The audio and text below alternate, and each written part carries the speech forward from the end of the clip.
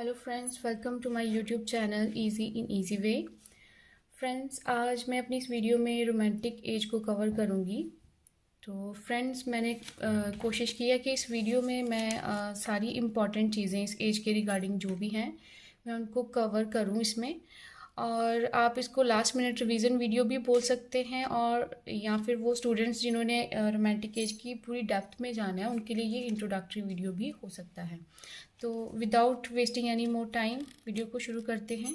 Romantic age romantic age is a movement in the art and literature originated in 18th and 19th century in Europe. तो ये एक artistic and literary movement है romantic age. और ये मैंने 2 as centuries को इसलिए mention किया है क्योंकि कुछ ये सिर्फ यूरोप में नहीं आई, ये फ्रांस, इंग्लैंड और भी कंट्रीज़ में ये रोमांटिक एज जो थी वो आई थी। तो हम यहाँ पे यूरोप की बात करें तो 18th सेंचुरी में आई थी यूरोप में। 19th सेंचुरी इसलिए लिखा क्योंकि बाकी कंट्रीज़ में ये 19th सेंचुरी में भी ओरिजिनेट हुई थी। तो यूरोप में सबसे पहले आई थी रोमांटिक एज। तो इसकी जो ओपनिंग है, मीन्स ये जो मैंने डेट लिखी है इसके लिए भी काफ़ी सारी एजम्पशंस हैं। कुछ लोग मानते हैं जैसे इसको एज ऑफ सेंसिबिलिटी, जो कि रोमांटिक एज से पहले थी, अगस्तन एज का पार्ट है ये। तो कई लोग बोलते हैं कि ये एज ऑफ सेंसिबिलिटी के लास्ट में शुरू हो गई थी रोमांटिसिज्म। कुछ लोग मानते हैं 1789 में जब फ्रेंच रेवोल्यूशन आया तब रोमांटिक एज स्टार्ट हुई।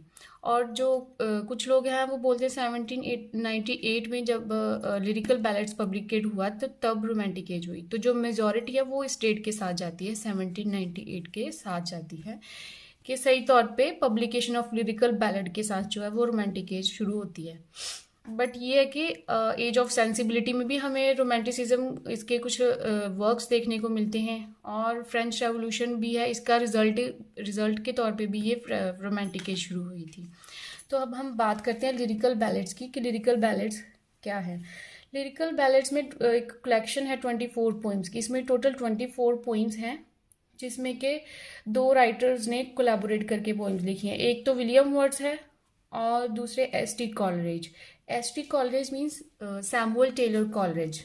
तो विलियम वर्ड्स ने इसमें 19 पोइम्स लिखी हैं और एस.टी. कॉलरेज ने इसमें 4 पोइम्स लिखी हैं। तो इन दोनों ने लिरिकल बैलेट को पब्लिश किया था 1798 में। इसके भी काफ़ी 1-2 वर्जन आए थे। तो जब हम लिरिकल बैलेट्स को पढ़ेंगे तब हम इसके बारे में डेप्थ में पढ़ेंगे। तो इस वीडियो में मैंने बहुत ही शॉर्ट मेन चीज़ों को कवर किया है बस। तो ये लिरिकल बैलेट्स है, और इसकी जो रोमांटिक एज को इजी वे से करने के लिए मैंने इसको प्रीवियस एज जो है अगस्तन एज की एज ऑफ सेंसिबिलिटी उसके साथ कंपेयर किया है, ताकि हम आसानी से इस एज को इसके कॉन्सेप्ट को समझ पाएँ। तो इसका जो लिटरेरी वर्क है एज ऑफ सेंसिबिलिटी का और रोमांटिक एज में जो लिटरेरी वर्क्स हैं उनमें क्या डिफरेंस था।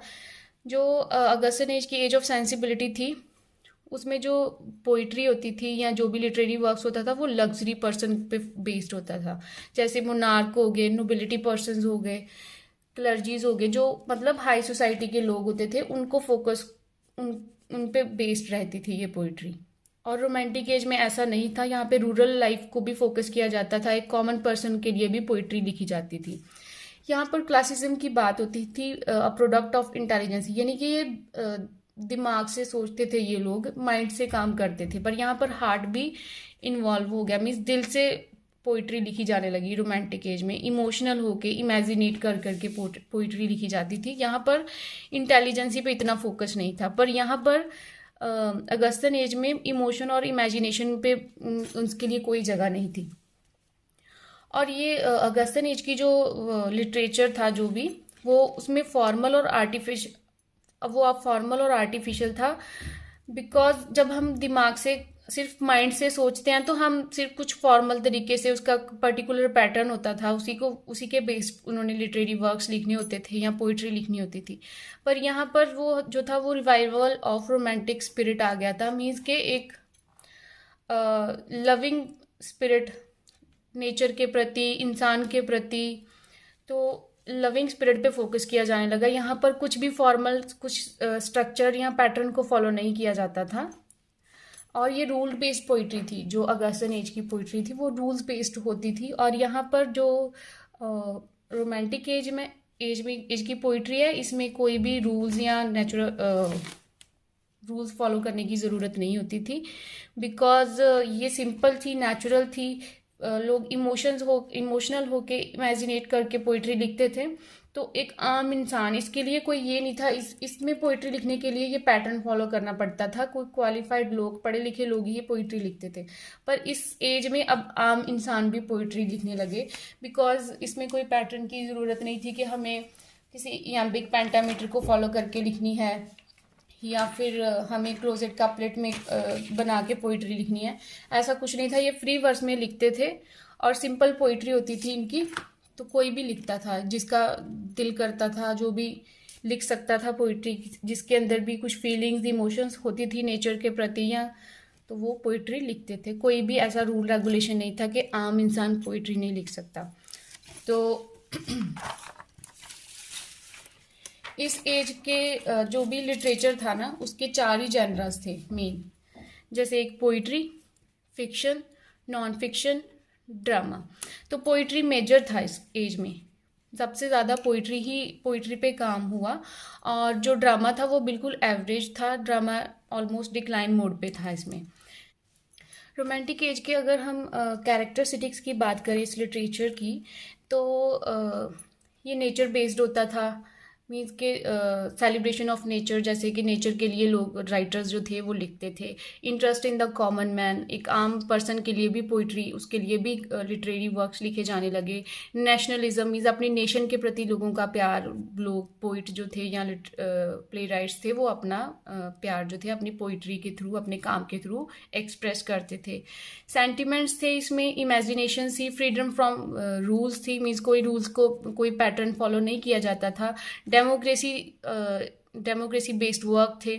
तो डेमोक्रेसी का मतलब ये है कि इस एज में बहुत सारी रेवोल्यूशंस हुई हैं। जैसे मैं अभी बात करूँगी major events of this age. तो इस एज में बहुत सारे इवेंट्स हुए, जिनमें मेन इवेंट्स मैंने लिखे हैं। जैसे द फ्रेंच रेवोल्यूशन, ये 1789 से लेके 1799 तक चली। तो फ्रेंच रेवोल्यूशन जो थी वो फ्रांस में शुरू हुई थी 1789 में, against the monarch King Louis 16। King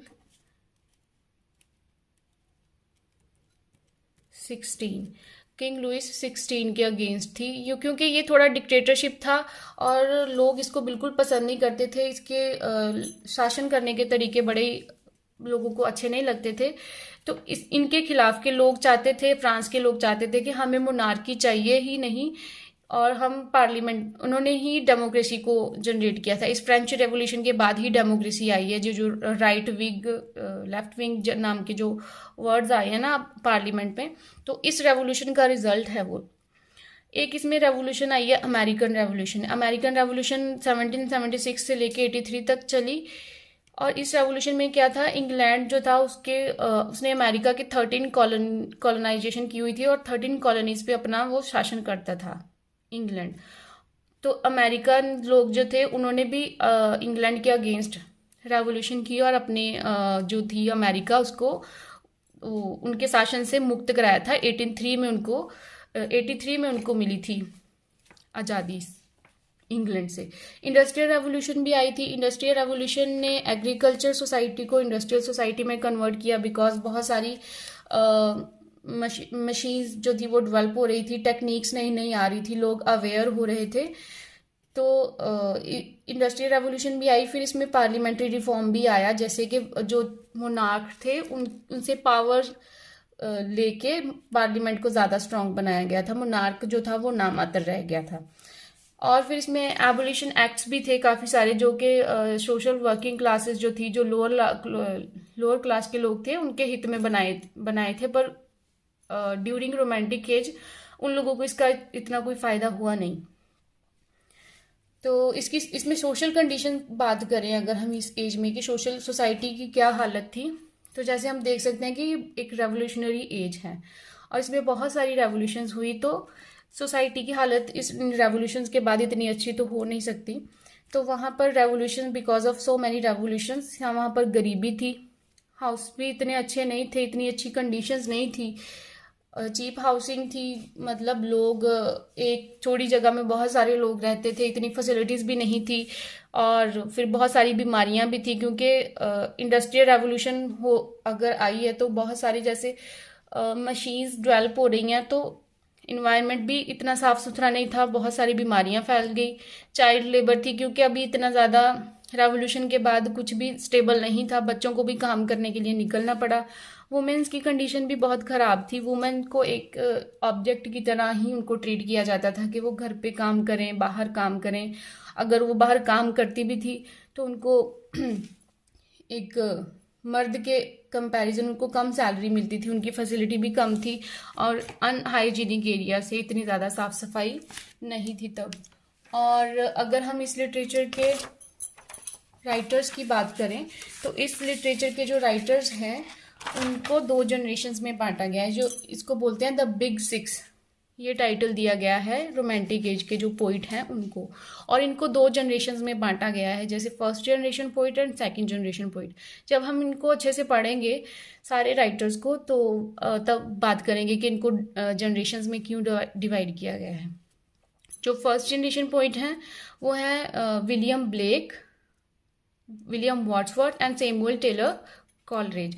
William Wordsworth और एस.टी. कॉलरेज ने ही लिरिकल बैलेड को पब्लिश किया था, जैसे मैंने अभी वीडियो के शुरुआत में ही डिस्कस किया। तो सेकंड जनरेशन के जो पोइट थे वो थे लॉर्ड बायरन, पी.बी. शैली एंड जॉन कीट्स। कुछ मेजर नॉवेलिस्ट भी हैं लेडीज़, जैसे जेन ऑस्टन, मैरी शैली, और कुछ जो पोइट्स हैं उनको स्कूल वाइज भी डिवाइड किया गया। जब हम इनकी लाइफ बायोग्राफी पढ़ेंगे इन राइटर्स की तो वहाँ पर हम डिस्कस करेंगे अच्छे से कि इनको ऐसे स्कूल वाइज क्यों डिवाइड किया गया था। तो जो लेक स्कूल ऑफ पोइट हैं उनमें से हैं हमारे Wordsworth, S D. Coleridge and Robert Southey. और द कॉकने स्कूल उसमें है Leigh Hunt, John Keats and William Hazlitt. और द सैटनिक स्कूल से हैं लॉर्ड बायरन एंड पी.बी. शैली। तो ये मेन जो भी पॉइंट्स हैं हमारी रोमांटिक एज के लिटरेचर में वो मैंने इनमें कवर किए हैं। अब हम नेक्स्ट वीडियो में इन राइटर्स को डिस्कस करेंगे। इन राइटर्स को डिस्कस अच्छे से समझने के लिए हमें फ्रेंच रेवोल्यूशन पे फोकस करना पड़ेगा, बिकॉज फ्रेंच रेवोल्यूशन जो है वो रोमांटिक एज की बहुत ही इम्पॉर्टेंट रेवोल्यूशन है। उसी के बेस्ड हम इनको अंडरस्टैंड कर पाएंगे, क्योंकि रेवोल्यूशन के बाद इन सभी राइटर्स जो थे उनकी थिंकिंग भी कुछ वैसी हो गई थी, इसलिए फ्रेंच रेवोल्यूशन इस वीडियो के बाद हम करेंगे, एंड देन हम इस एज के राइटर्स जो हैं उनको डिस्कस करेंगे। अगर आपको मेरी वीडियो अच्छी लगी है, वीडियो को लाइक करना, चैनल को सब्सक्राइब करना, अपने फ्रेंड्स के साथ शेयर करना। और अगर आपने इसके बाद फ्रेंच रेवोल्यूशन मेरे पढ़ाने के तरीके से आपको अच्छे से समझ आया है, आई विल ट्राई कि फ्रेंच रेवोल्यूशन को भी मैं अच्छे से बड़े सिंपल और इजी वे से आप लोगों को समझा पाऊँ। और अगर आपको मेरा पढ़ाने का तरीका अच्छा लगा है तो आप मेरे चैनल को सब्सक्राइब करना, मेरे साथ बने रहना। मिलते हैं अपनी नेक्स्ट वीडियो में, तब तक के लिए बाय बाय, थैंक यू।